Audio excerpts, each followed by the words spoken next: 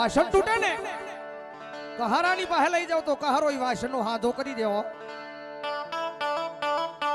કાપડ ફાટે દરજીની પાસે લઈ જાવ તો દરજી સિલાઈ કરીને કાપડનો હાથો કરી દે.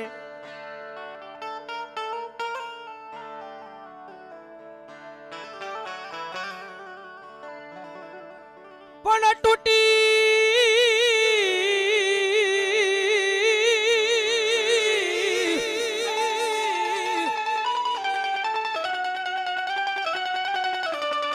આજ મારા કલેજાની કો